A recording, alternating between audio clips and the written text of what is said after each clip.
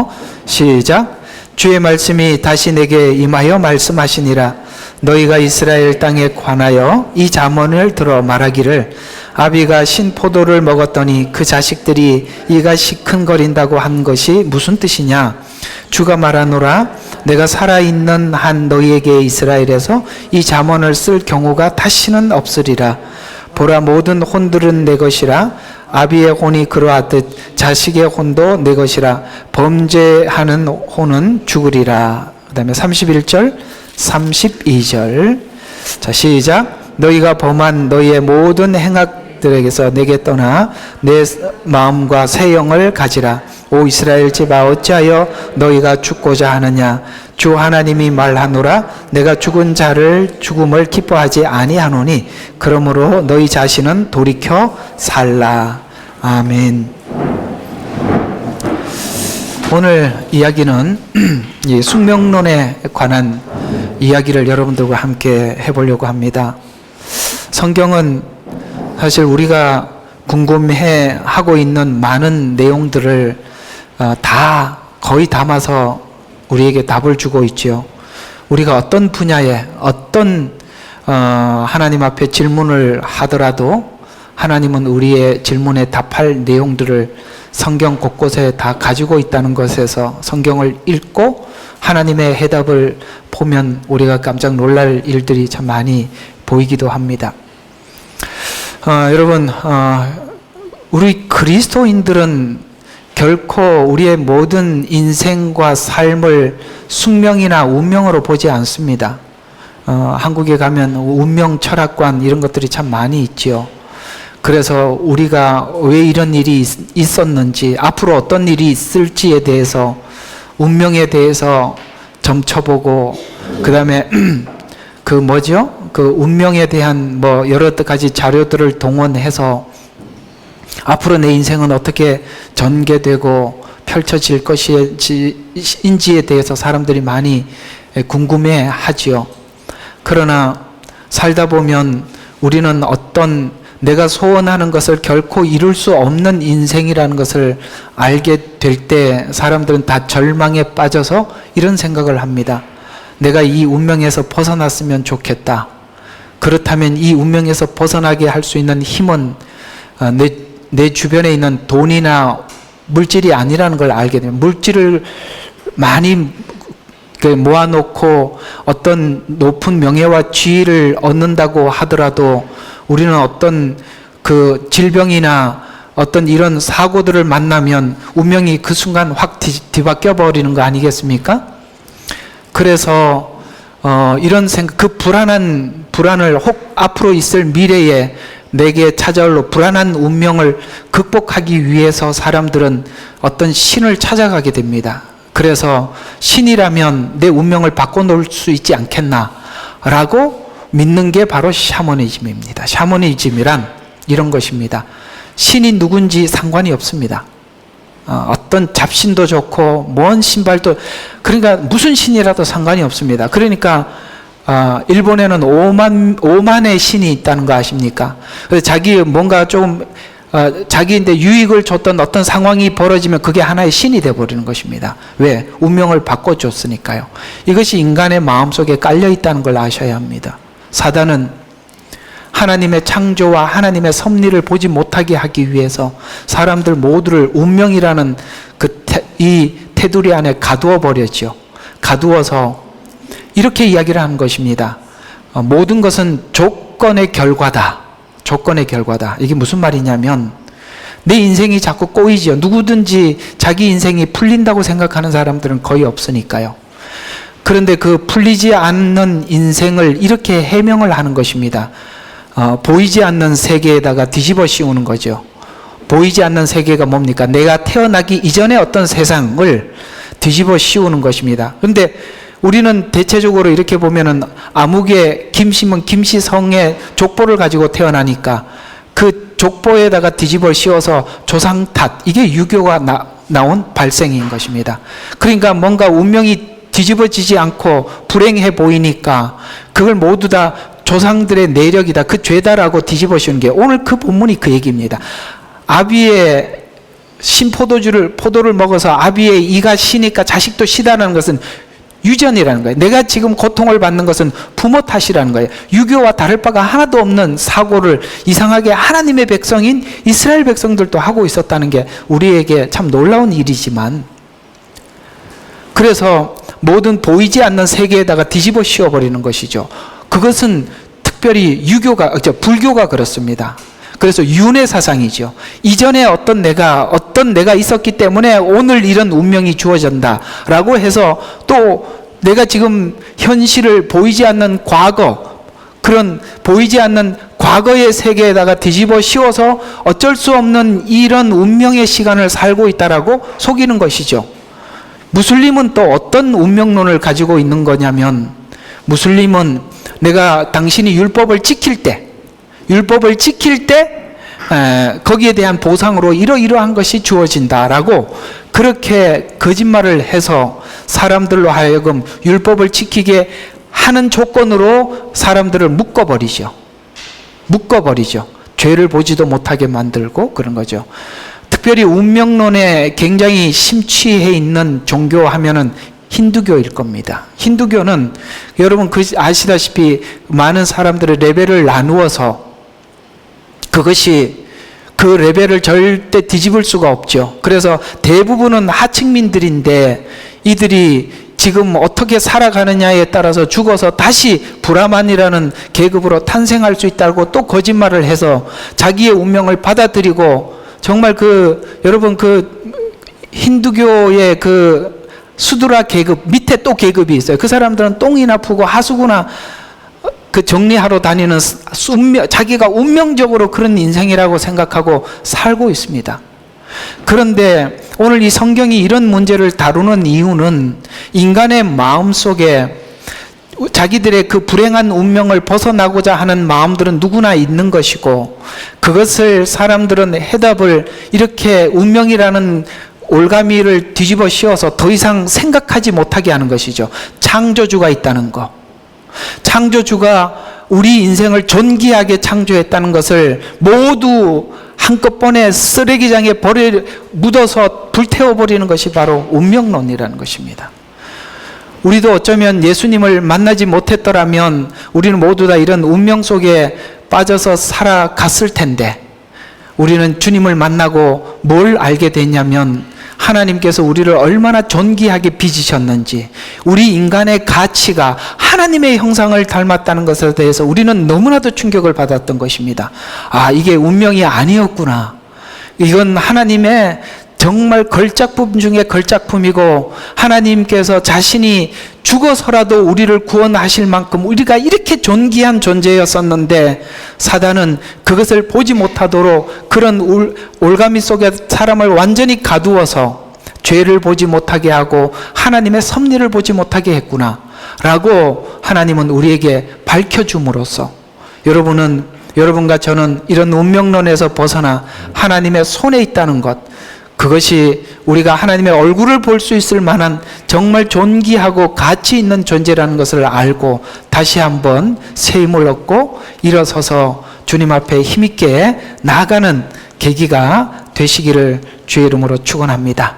자, 오늘 이야기를 전개해 보도록 하겠습니다.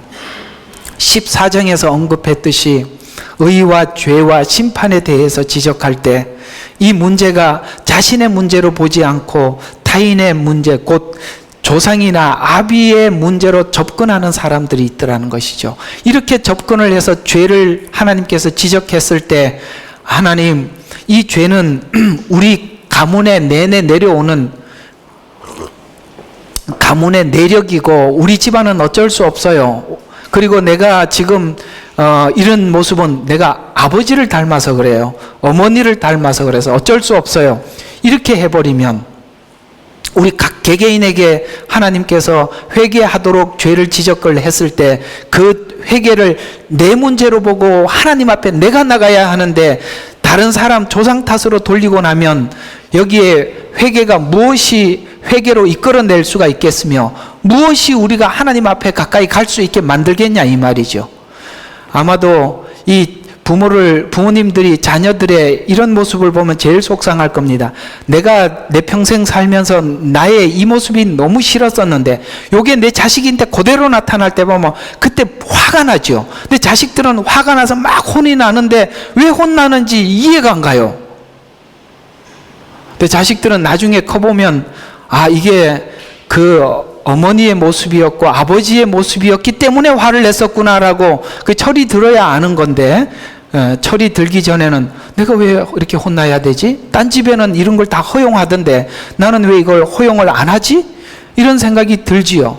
그러나 오늘 그런 사슬을 끊어버리기를 바랍니다. 끊어져야만이 자기 자신의 문제로 보는 거예요. 이거는 우리 집안 원래 그렇잖아, 이렇게 하면 안 된다 이 말이에요. 예, 아주 쉽게 빨리 설명을 하고 지나갑시다.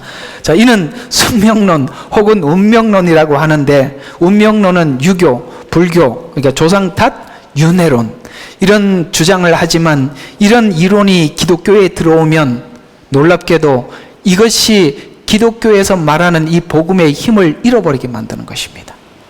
굉장히 장애가 되는 것이죠. 복음이 복음으로 정착하려면 기존에 있던 신관인 운명론을 해결해야 하는 것입니다. 본문은 그 문제를 지적하면서 아비가 계명과 율법을 온전히 지키며 사는 의로운 가정에 악행하는 자녀가 있다는 것이 웬 말이냐라는 말로 접근을 해 들어가는 것입니다. 이게 무슨 말입니까? 아버지는 의로운데 자식은 너무 악하다 이 말이야. 그러면 그것이 운명론이냐라고 질문을 해 들어가는. 우리는 악만 전수받았다고 생각하는데 선은 전수를 안 받아요. 여러분 있잖아요. 여러분 부모님들 중에서요, 이런 사례들이 참 많은데요. 여러분의 부모가 밖에 나가면 사람들인데 되게 칭찬을 받고 존귀한 사람으로 여겨지는데 집에 오면 가족들한테는 하대를 받는 그런 경우가 있다 없다? 있다. 그래서 부모도 헷갈리는 거예요. 밖에서 사람들은 나를 참 괜찮게 평가를 해주는데 집에 오면은 전혀 그렇지 않다, 이렇게 보여지는. 뭔 이야기가 곤란하게 가는 겁니까? 이게 무슨 이야기냐면, 우리가 애들을 키워보면 옳은 걸 시키고 바른 걸 시킬 때는 그거는 아무리 해도 한 가지를 전해주기가 너무 힘들어요. 그죠? 예를 들어서 아침에 일어나면은 이빨 닦거라, 그 다음에 그러니까 벗은 옷은 잘 개서 옷장에다 넣어놔라, 신발은 들어올 때 이렇게 가지런히 놔라, 또 뭐 어떤 거죠? 밥 먹을 때 소리 내지 말고 먹어라, 먹고 난 뒤에는 싱크대에다가 갖다 놔라, 이런 기본적인 거는 교육시키려고 그러면은 정말 머리가 빠지죠. 그런데 하면 안 되는 거는 말을 안 해도 아주 빠른 속도로 자리를 잡죠. 무슨 말이냐면, 선대 왕들은 선한 왕이 있었어요. 근데 그 다음 왕은 누구보다 악하다 이 말이에요.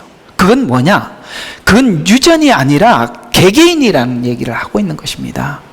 구원도 개개인이고 신앙도 개개인인 거예요. 이걸 이 개개인이라는 것에서 우리가 연결되어 있는 운명에 대해서 모든 고리를 끊고 나 혼자 서서 하나님 앞에 서야 되는데, 그걸 다 연결을 시키고 나니까 누구 탓 이렇게 가는 거다 이 말입니다.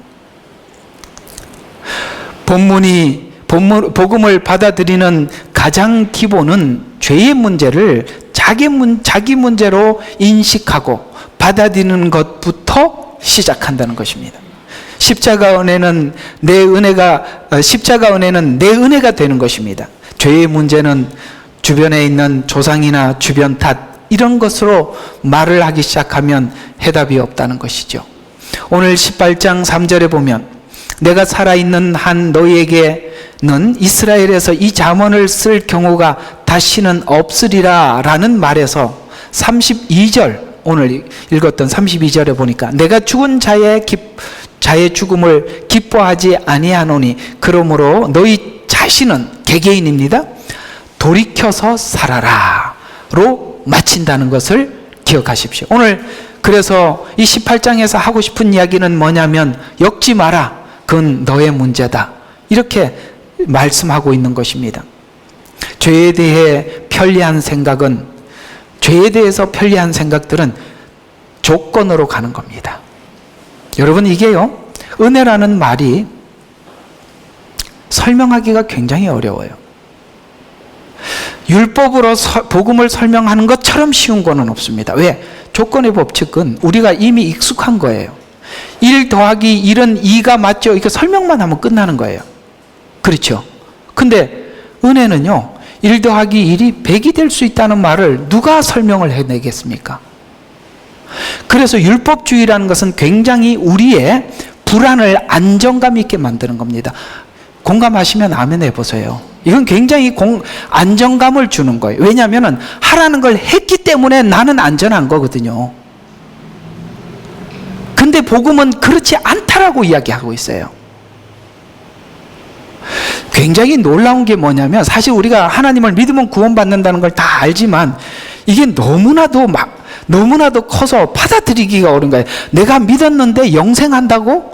내가 믿었는데 천국에서 행복하게 산다고? 이게 한계 없는데 준 보상은 너무 크니까 믿기만 하라는데 믿으려고 하지만은, 우리 조건의 법칙으로 익숙해 있는 우리들에게는 이게 가능한 일인가? 라는 생각이 들 수밖에 없는 게 믿음의 영역이에요. 그래서 우리 어제 불렀던 찬양이 참 가사가 기억이, 거의 마지막에 불렀던 찬양에 뭐 의심하면서 뭘 한다는 그런 하여튼 그 가사가 있어요. 우리가 늘 의심하면서 안 믿는, 이제 생각이 나네. 그죠? 의심하면서 안 믿는 자에게 복음을 전하는 거예요. 왜냐하면 이게 너무, 은혜라는 게 너무 크기 때문에 믿음의 감동도 있지만 너무나 이게 이해가 안 가는 거라서 이해가 가죠. 의심이라는 것은 불신이 아니라 너무 커서 받아들이기가 어려운, 이것이 이제 은혜라는 것이죠. 율법은 굉장히 우리에게 안정감을 준다는 것이죠. 그게 불안한 게 아니에요. 훨씬 안정감이 있는 것이에요. 이 모든 것이 운명론이라는 것은 전부 다 조건의 법칙이라는 걸 아셔야 돼요. 조건의 법칙과 무조건의 법칙, 이것이 율법 그러면 조건의 법칙이고 은혜는 무조건의 법칙입니다. 그러니까 이 둘의 관계를 잘 이렇게 나눌 줄 알 때, 그걸 둘을 잘 나눌 줄 알 때 우리가 복음이 무엇인지, 은혜가 무엇인지, 그러니까 율법이 무엇인지 은혜가 무엇인지 우리가 구분을 해낼 수 있는 거예요. 자, 본문이 지적하는 지적은 아버지와 아들은 하나님 관점에서 볼 때는 각자가 다른 인물이라는 뜻입니다. 자신들이 당하는 괴로움이 성격 탓이나 집안 내력 이런 것으로 묻어간다면, 놀랍게도 이 율법도 은혜도 하나님이 주신 것이 다 선한 것이죠. 율법도 선한 거예요. 은혜도 선한 거예요. 다 소용이 없다는 거예요. 소용이 없어져 간다는 거예요. 이 부분을 이렇게 접근해서 정리해 둘 필요가 있는데, 이 둘이 충돌하는 것 같은 내용을 정리를 해보면, 자, 이런 말씀들이 성경에는 둘이 안 맞는, 어울리지 않아 보이는 두 군데 성경 구절이 있어요. 이런 이야기입니다. 자, 하나는 출애굽기 20장 5절 말씀이에요. 여기 보면 이렇게 말씀하고, 너는 그것들에게 절하지 말고 그것들을 섬기지 말지니라. 이는 나 주의 너의 하나님은 질투하는 하나님이니 나를 미워하는 자는 3, 4대까지, 자, 미워하는 자는 3, 4대까지 그 조상들의 죄악을 그 자손들에게 미치게 하고, 자, 나를 미워하는 자들에게는 그것이, 그 악이, 벌이 3, 4대까지 유전된다라고 말을 하고 있는 것 같은 말이 여기 하나 있지요? 3, 4대라고 했으니까요.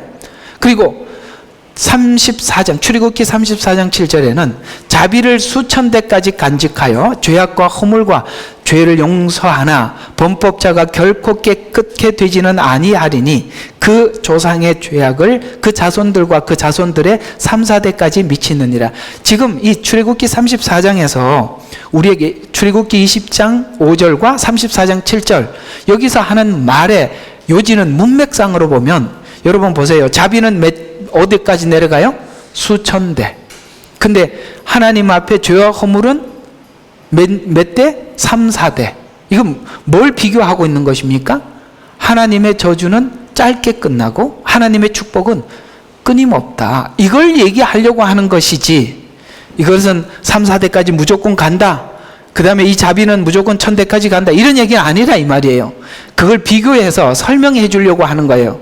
문자에 빠지지 마라, 문맥에 들어가라. 아시겠죠? 자, 그 다음에 근데요, 열왕기하 14장 6절에 또 이런 말씀이 있어요. 마아사가 왕권을 잡고 그의 부왕을 죽인 그의 신하들을 죽이면서 이런 말을 했습니다. 그러나 그가 살인자의 자녀들은 죽이지 아니하였으니 이는 모세의 율법책에 기록된 대로 함이라. 마아사가 정권을 잡고 그의 부왕의 부친을 죽인 신하들을 죽이면서 모세오경에 기록된 율법을 적용시켰어요. 그래서 그의 살인자들의 자녀들은 죽이지 아니하였으니 모세의 율법책에 기록된 대로 함이라. 거기에 주께서 명령하여 말씀하시기를 자신들로 인하여 아버지는 죽이지 말 것이요 오직 사람마다 자신의 죄로 인하여 죽음에 처할 것이다. 무슨 말인지 아시겠습니까? 아버지가 잘못한 것 때문에 자식들을 대체적으로 왕권을 잡고 나면은 그 사람들 다 죽였어요. 그러나 이 마아사는 하나님의 그 모세의 율법을 그대로 적용을 시켜서 그거는 각기 다르다 이 말이야. 그래서 오직 사람마다 자신의 죄로 인해서 죽음에 처할 것이라 라고 해서 그 자녀들을 처형하지 않았다. 왜? 모세의 율법을 그대로 적용을 시켰다, 이런 말입니다. 이 인용한 말씀이 아까 마사가 인용했던 말씀이 신명기 24장 16절의 말씀을 그대로 인용한 건데요. 아비들은 자식들을 인하여 죽임을 당하지 않을 것이며 자식들도 그 아비들로 인하여 죽임을 당하지 않을 것이라. 각기 다르다 이 말이에요. 모든 사람들은 자기 자신의 죄로 인하여 죽임을 당할 것이니라. 이해가 가십니까? 그래서 우리는 벗어나야 해요. 어디에서 벗어나야 되니? 나는 우리 조상은 지금까지 예수 안 믿는 가정이기 때문에 그렇다라는 것에서도 벗어나야 하고, 나는 지금 모태신앙이고 5대 6대 그런 자랑할 거 하나도 없다 이 말이에요. 그 중에 이상한 인간도 나오고 전혀 악한 가정 속에서 또 선한 사람이, 하나님 앞에 온전한 믿음을 가진 사람이 등장할 수도 돼. 그건 다른데, 끊어져 있는데 연결되어 있다라고 생각을 하기 때문에 많은 내게 주신 은혜를 하나님, 우리 조상의 뭐 때문에 은혜를 받아서 이렇게 얘기할 것도 없고, 아시겠습니까? 나는 왜 이렇게 운명이 험악하냐, 우리 조상이 약하기 때문에, 그렇게 얘기할 것도 없다. 주님 안에 들어와서 우리는 얼마든지 변화되고 새로운 인생을 사는 거예요. 그래서 전 여러분들이 권하고 싶은 것이, 어디 가서 누가 손금을 보자 그러면 손 내밀지 마세요. 아시겠습니까? 되게 웃겨요. 하나님께 모든 것이 달려있다고 하면서도 그게 어떠냐고 물어봐요. 왜 그래요? 여러분들의 모든 운명은 하나님의 손에 있는데, 그래서 우리는 제발 이런 운명이라는 것에 또 가둬 들어가도록 그렇게 사람들을 속이는데 스스로 여러분이 걸어 들어가지 않기를 바랍니다. 출애굽기 20장과 34장의 말씀과 신명기 24장의 말씀이 충돌해 보이지만, 출애굽기는 죄와 의의 영향력이 온 가정에 미친다는 말이고, 그 영향을 어떤 식으로 미치느냐는, 죄와 의의 영향력은 받을 수 있으나 각자가 죄에서 돌이켜 의와 연합하여 새롭게 되는 새로움은 각자가 개개인의 선택 안에서 일어나는 일이라고 성경은 말씀하고 있어요. 왜냐하면 17장에서 유다 심판에 대한 내용을 기록한 후에 18장에서 심판이 각자 개개인의 죄로 인해 받는 심판이라고 분명히 밝혀둠으로써 심판 때 타인의 탓으로 돌리지 말고 각자가 돌이켜 회개하고 회복하여 열매를 맺어야 한다는 뜻에서 죄가 타인의 문제가 아닌 본인의 문제라고 하나님이 귀착하더라. 여기에 대해서 우리 모두 다 하나님, 그렇습니다. 내 주변에 있는 누구 탓, 남편 탓, 자식 탓, 조상 탓, 뭐 이런 거 다 끊고 홀로 나와 하나님 관계 속에서 내가 하나님의 말씀을 받겠습니다. 들여다보겠습니다라고 결론을 내린다라는 것에 대해서 우리 모두 지나가면 안 되고 아멘으로 지나갑시다. 됐죠? 예. 남의 얘기할 거 하나도 없습니다. 그래서 2절 3절에 보면 다시는 사용하지 못할 거짓 복음은 항상 우리 주변에 있습니다. 그리고 있었습니다. 죄에서 자유롭기 원하고 심판에서 자유로워지려는 움직임은 기독교 역사상 많이 있어 왔습니다. 예수는 믿지만 죄에서는 자유하고 싶어하는 율법주의가 그렇고 영지주의가 그런 것에 면죄부를 주게 하는 것입니다. 중세 기독교는 교황은 무오하다. 그리고 면죄부를 줄 수 있다. 의에 미치지 못하면, 하나님이 원하는 그 수준에 도달하지 못하면 성인을 숭배해라. 그가 너를 도와준다. 너의 부족한 부분들을 그 성인이 도와서 도착하지 못한 지점까지 도착하게 해준다. 이런 것들이 다 거짓이라 이 말이에요. 왜 이런 것을 우리가 받아들이게 되느냐? 내가 아무리 죄를 지어도 교황인 데 가서 고해 성사만 하면 해결된다고 생각하기 때문에 죄에서 자유를 얻는 거예요. 하나님이 의롭게 살아라, 거룩하게 살아라라고 얘기를 했을 때 거기 미치지 못하면 내가 못한 어떤 그것을 완성한 성인들을 동상을 세워놓고 거기 가서 숭배를 하면 된다는 거예요. 골로새서가 그런 것들이, 성인 숭배 사상들이 다 뭡니까? 죄에서 자유하고 싶어하는 우리의 마음을 대변해주는 거짓 복음도 아니죠. 가짜라 이 말입니다. 그래서 이런 거짓 가르침은 자기 죄를 받아들이지 못하고 죄에서 자유롭고 싶어하는 욕심 때문에 생겨났고 거기에 미혹이 되어가는 것입니다. 진리와 말씀이 맞지 않으면 우리는 따르지 말아야 한다고 말씀하고 있습니다. 이사야서 8장 19절과 20절에 보면 그때에 그들이 너희에게 말하기를 부리는 영들을 아닌 지닌 자들과 엿보고 중얼거리는 마법사들에게 구하라 하리라. 백성이 자기들의 하나님께 구해야 하지 않겠느냐? 산 자들을 위하여 죽은 자들을 구하겠느냐? 우리가 살아있는 우리가 죽은 성인들을 숭배해도 되겠냐 이 말이에요. 그러면서 율법과 증거에게서라 만일 그들이 이 말씀에 따라 말하지 아니하면 이는 그들 안에 빛이 없기 때문이라. 빛이 우리 속에 들어오면 그 하나님의 영이 우리 모든 것을 가르쳐 주고 있는데 그걸 듣지 못하니까 그런 데 가서 자꾸 구하려고 그러는 거예요. 참 그 점치는 집에 크리스찬들이, 장로, 권사들이 그렇게 많이 온다는 거예요. 목사들도 온다는 거예요. 목사들이 와서 심지어 어디에다 개척하면 좋겠냐고 이것도 물으러 온다는 거예요. 난 참 도대체 이게 무슨 일인지 참 이해가 안 갑니다. 왜 사람들이 이렇게 마술사를 같은 자들에게 찾아가는 거냐면 불안하기 때문이에요. 특별히 지금 2023년 앞으로 미래는 점점 불안한, 왜 불안한지 아십니까? 지금 이 시대가 불안한 이유는 그겁니다. 과거에 어떤 역사적으로 경제 상황이 이러했으면 그 다음에 다음은 이러할 거라고 그 가지고 있는 이미 앞에 있던 데이터를 가지고 예측했었어요. 그렇기 때문에 이렇기 때문에 앞으로 미래는 이럴 것이다라고 우리가 미래를 설계할 수가 있었는데 지금은요, 그게 변수가 너무 많은 거예요. 기후적인 변수, 사회적인 변수, 전쟁의 변수, 어느 날 느닷없이 막 지진이 일어나듯이 막 이러니까 사람들이 마음이 너무 불안해. 무슨 데이터를 가지고 미래를 예측할 수가 없으니까 불안하니까 사람의 지식으로는 그것을 결론을 못 내니까 물으러 가야죠. 그래서 점집이 많아지고 사람들이 늘 운명 카페, 요새 커피도 거기 가서 마시는 그런 것들이 생겨나는 것입니다.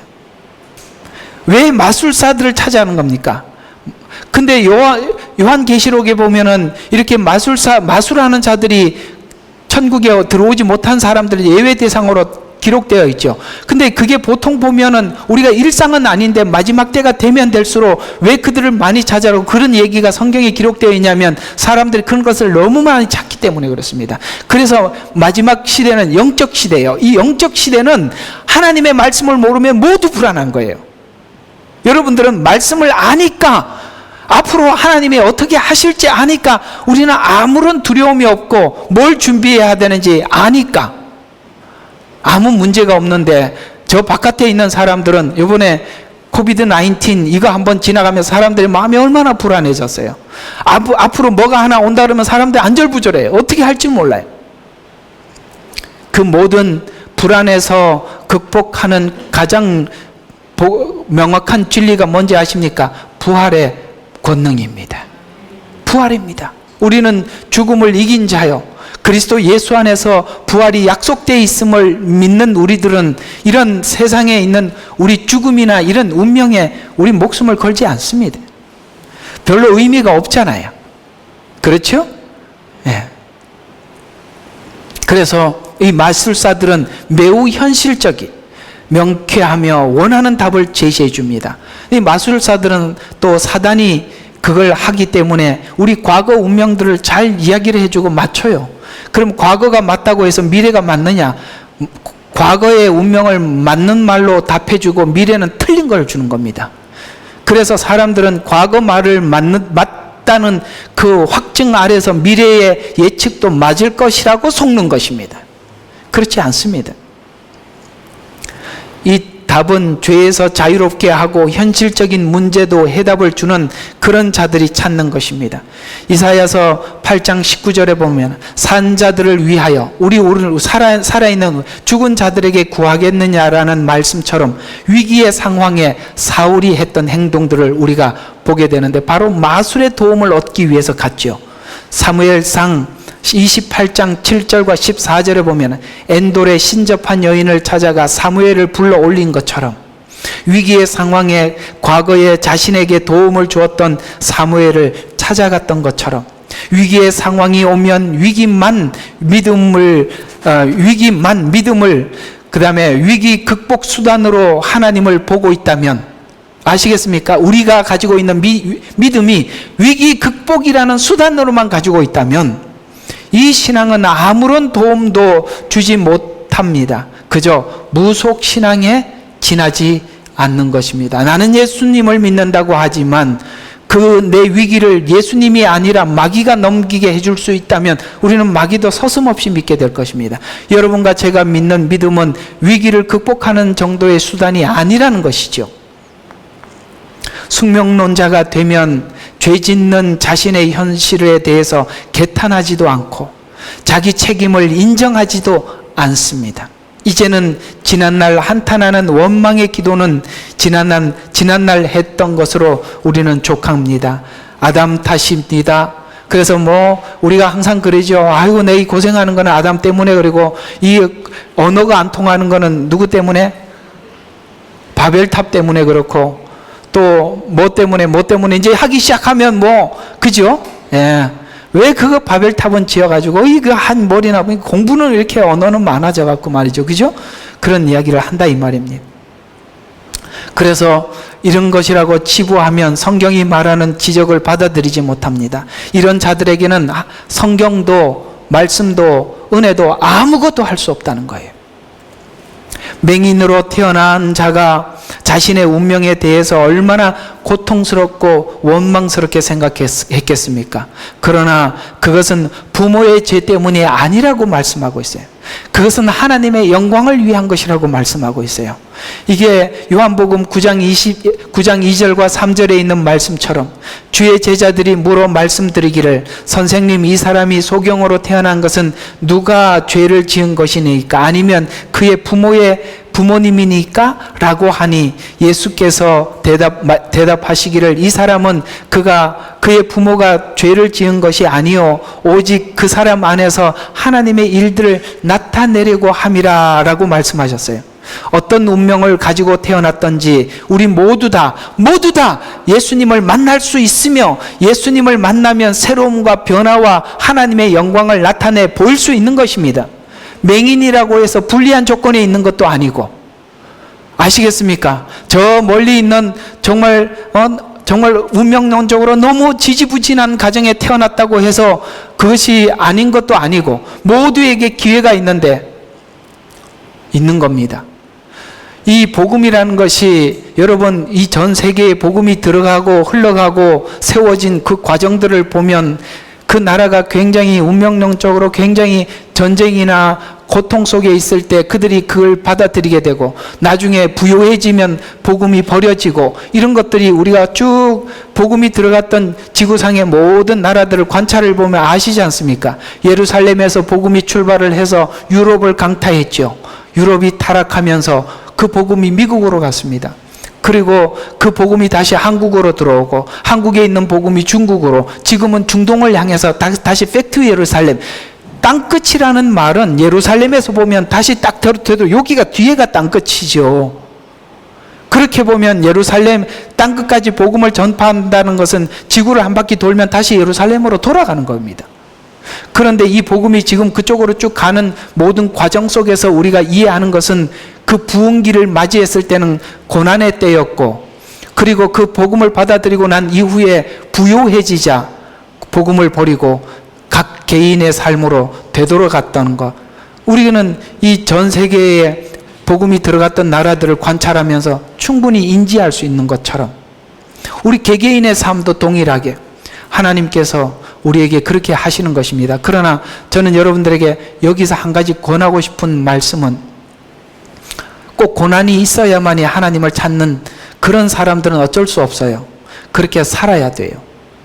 그러나 그렇지 않아도 그걸 극복을 하면서 그것을 붙잡고도 하나님 앞에 믿음을 잃지 않는 그런 믿음을 가지고 사신다면 하나님 마음 놓고 여러분을 통해서 일할 수 있는 것입니다. 나는 꼭 괴롭혀야만이 기도합니다. 그러면 어쩔 수 없어요. 괴로워야 돼요. 네, 여러분들은 그걸 좀 넘어서서 초연해지면 좋아요. 이것만 알면 돼요. 간단해요. 내가 주인이 아니라는 것만 알면 됩니다. 주인이라고 생각하기 때문에 탁 하면 자기 마음대로 한다고 생각.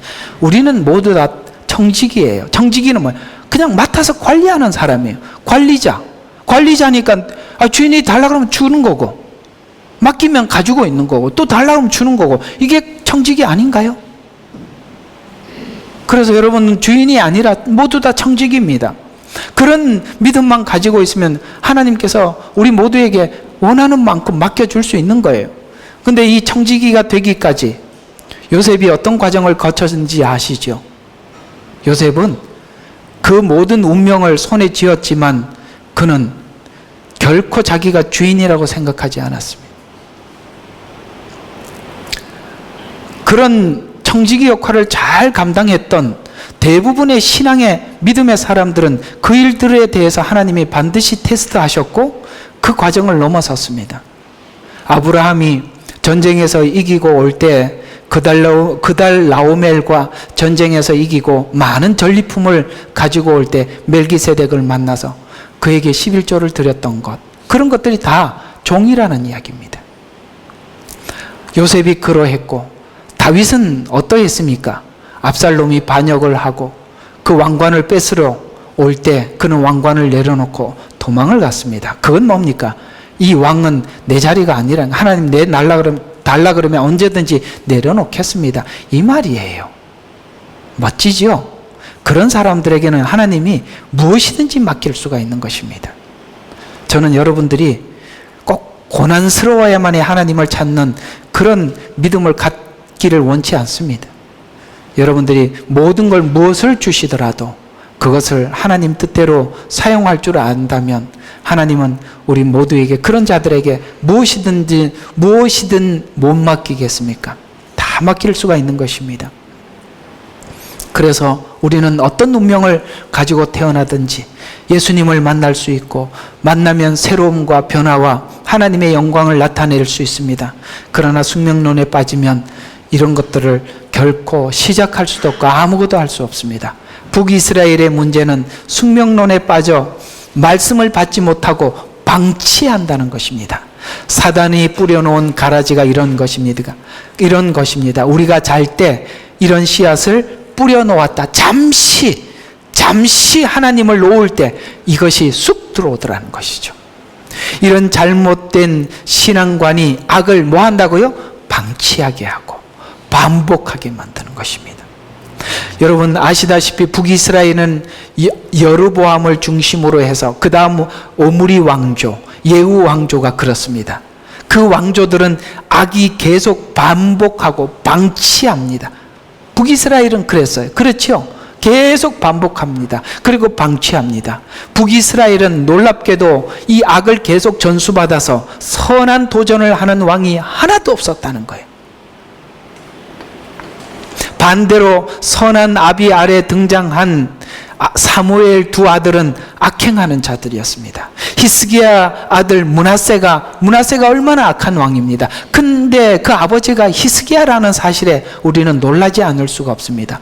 오늘 여기 본문에서 지적하고 있는 아비가 신포도주를 먹어서 자식의 이가 시다라는 말이 맞아요? 오늘 본문 보니까 어떻습니까? 그렇지 않지요. 모태신앙도 자신이 가꾸고 보살피지 않으면 잡초가 저절로 자란다는 진리입니다. 그래서 숙명론은 없습니다. 4, 5대 신앙 가정도 오랜 전통을 가진 교회도 의미가 없는 겁니다. 악한 왕인 아하스 가정에 히스기야가 탄생합니다.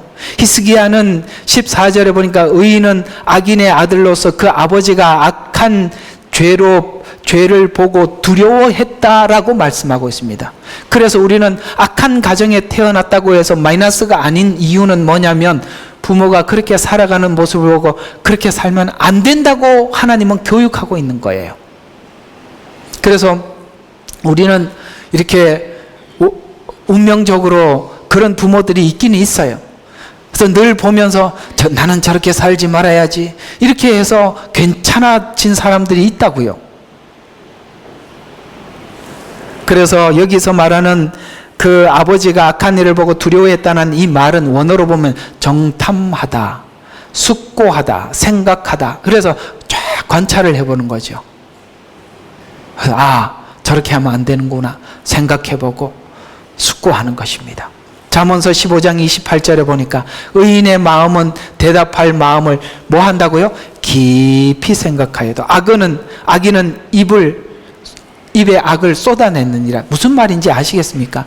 우리가 나 자신에 대해서 만들어가는 과정 속에 필연적으로 해야 되는 게 뭐냐면 바로 이런 깊이 생각하는 겁니다. 무슨 사건이나 어떤 상황이 오면은 순간 악인들은 바로 쏟아내버리죠. 그러나 선한 사람들은, 자기를 가꾸는 사람들은 그걸 깊이 생각하고 말을 하는 것입니다. 그래서 어떤 목사님이 그래요.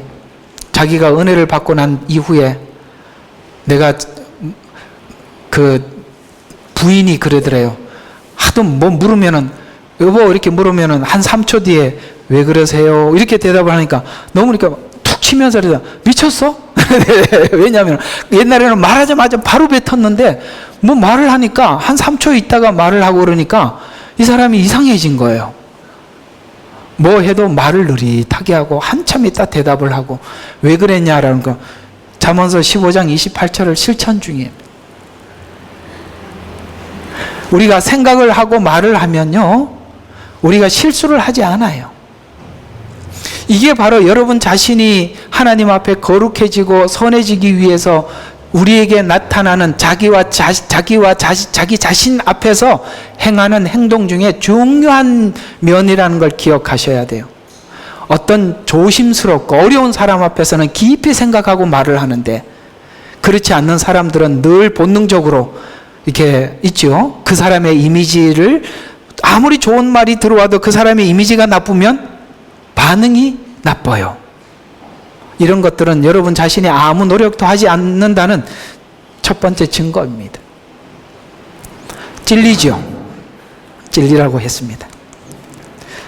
그때도 방치되는 것이 있다면 숙명론이 죄의 징계를 자유롭게 만들어서 각성할 기회를 잃어버리게 하는 것입니다. 많은 그리스도인들이 하나님께 징계를 받으면서도 징계를 통해 올 축복을 얻고 누리지 못하는 경우가 많이 있는데, 그 이유는 이 문제는 내 안의 문제가 아니라 내 밖의 문제로 인해서 오는 어려움이라고 생각하는 모든 것이 하나님께서 징계를 통해서 주는, 그 징계를 통해서 주시고자 하는 축복을 모두 다 누리지 못하게 하는 거예요. 남의 탓이라고 여기기 시작하면, 하나님, 사실 이 징계를 통해서 오는 축복이 얼마나 놀랍습니까? 징계는 우리의 속을 변화시키기 위한, 그 새롭게 하기 위한 하나님의 큰 계획이 담겨 있는데, 그걸 우리가 들을 수 있다면, 실천할 수 있다면 우리는 그 변화와 새로움과 거룩에 도전할 수가 있는데, 우리가 이걸 접근을 못하는 거예요. 그래서 접근을 하기 위해서는 다 끊어야 합니다. 다 차단을 시키고 홀로 나와 하나님 앞에 면대면으로 설 때 여러분은 그 일을 시작할 수가 있다는 것입니다. 그래서 오늘 본문은 다시는 내가 이 잠언을 쓰지 못하도록 내가 입을 막아 놓겠다 말씀하고 있는 겁니다. 왜 이게 중요하냐면, 이들이 이제 바벨론의 포로로 잡혀갈 거예요. 거기서 하나님이 많은 생각을 하게 하실 거예요. 근데 거기 앉아서도 아이고 우리 할아버지 때부터 알아봤지, 이렇게 하면 답이 없다 이 말이에요. 뭘로 새롭게 만들어 놓겠냐 이 말이죠. 아무것도 할 수 없는 거 아니겠습니까? 징계는 분명한데 그때 우리는 피해보고 싶고 도망가고 싶어 합니다. 바벨론에 오기까지, 바벨론에서까지 이런 생각이 든다면 그들은 이 바벨론에서 하려고 하는 어떤 일도 할 수가 없기 때문입니다. 결론입니다. 놀랍게도 하나님의 백성인 유대인들이 운명론에 빠진 잠언을 서로 이야기하고 있어요. 하나님께서 바벨론을 심판하신다라고 이야기하니까 그들은 모두가 이 문제는 조상 때부터 내려온 문제라라고 이야기가 맴돌기 시작하자 에스겔을 통해서 단언컨대 내가 이 말을 다시는 하지 못하도록 입을 막아놓겠다라고 선언하고 있는 것입니다. 그들은 예수님이 오셨을 때도 그런 생각을 했죠. 나는 아브라함의 후손이다, 이런 생각이, 예수님이 오셔서 어떤 죄를 지적을 해도 야, 내가 아브라함 이전에 있었다라고 하니까 네가 몇 살인데 네가 아브라함 이전에 있었냐라고 달려들지 않습니까? 아시겠습니까? 요한복음 1장 13절이 뭡니까? 혈통이나 육정으로나 사람의 뜻으로 나지 아니하고 오직 하나님께로 난 자들이라고 분명히 명시하고 있는 것입니다. 운명론이 아니에요. 아브라함의 후손도 아니에요. 혈통도 아니에요. 육정도 아니라 이 말입니다. 오직 하나님의 뜻에서 난 자들만 하나님께서 거룩하게 하신다, 그들을 구원하신다, 분명히 말씀하고 있는 것입니다. 그래서 나는 몇 대째 신앙이야, 나는 좋은 교회를 다녀, 그런 소리 하지 말라 이 말이에요. 나는 주생명 선교교회를 다니니까 당연히 구원받았겠지, 그런 일은 없다 이 말이에요. 여러분, 개개인이 예수님을 영접해야 돼요. 그리고 여러분은 저를 좋아하지 마세요. 예수님만 좋아하세요. 절 좋아하면 그것도 문제가 커요. 그런 걸로 때우지 마시기 바랍니다. 그래서 우리는 이런 것들로부터 뿌리까지 찍어버리고 끊어내야 하는 것입니다. 누가복음 3장 8절과 9절에 보면, 그러므로 너희는 회개에 합당한 열매를 맺고 아브라함이 우리 조상이라고 너희 속으로 말하지 마라. 너희에게 말하노니 이 돌들로도 아브라함의 자손이 될 수 있게 하느니라. 예. 또한 도끼가 이미 나무 뿌리에 놓였으니 그러므로 좋은 열매를 맺지 못하는 나무마다 찍어 불에 던지우리라고 하더라. 마지막 때 작업은 바로 이 나무를 찍을 때 진정성 있는 회개를 하려면 이 죄의 모든 문제들을 자신의 문제로 진지하게 받아들여야 하는 것입니다. 바벨론 생활의 장애, 우리 하나님께서 우리 모두에게 회개시키기 위해서 하시는 모든 일에 그 회개에 접근하지 못하게 만드는 장애가 무엇일까요? 오늘 여러분들과 함께 나누었던 이 숙명론입니다. 아담 탓, 바벨론 탓, 그 다음에 무슨 탓 이렇게 하면 우리는 포로 생활을 할 때 회개를 해야 하는데 숙명론이 회개에 이르지 못하게 하므로 포로 생활하기 전 미리 알려주어서 자신들이 바벨론에서 돌이키고 회개하기 위해 오늘 에스겔을 통해서 분명하게 못 받고 조금 있으면 어디 갈 거예요? 바벨론 갈 거예요. 거기서 이 생각을 조금도 못하도록 하나님 못을 박아놓고 보내는 것입니다. 오늘 그 이야기입니다. 여러분에게 큰 은혜가 되시고 도전이 되시기를 바랍니다. 기도하겠습니다. 하나님, 오늘은 우리가 숙명론에 대해서 생각을 해봤습니다. 그러고 보니 우리는 지난날 선한 예수를 믿는 가정의 유전을 생각하면서 나는 원래 이러니까 나는 원래 괜찮은 사람이야. 나는 별로 문제 없이 시작했어. 라고 생각하고 있지만 그러나 더 깊이 내가 감지할 수 없을 만큼 깊이 우리 죄는 숨어 있다는 것 하나님 인지하게 해 주시옵소서. 거기까지 감지할 능력을 주시옵소서. 나는 운명론적으로 내가 우리 가정이 모두가 악한 가문이었기 때문에 나는 이 악에서 벗어날 수 없다는 그런 운명론적인 갇힘에서도 벗어나게 해 주시옵소서. 주 안에는 모든 것이 새롭게 될 수가 있고 주 안에서는 모든 새로움에 도전할 수가 있습니다. 하나님, 그러기에 우리가 이런 속박된 굴레 속에서 박차고 나와서 하나님의 손에 내 자신을 맡기고 주의 얼굴을 구하며 나아갈 수 있도록 하나님 축복하여 주시옵소서. 예수님 이름으로 감사하며 기도드렸습니다. 아멘. 성진아.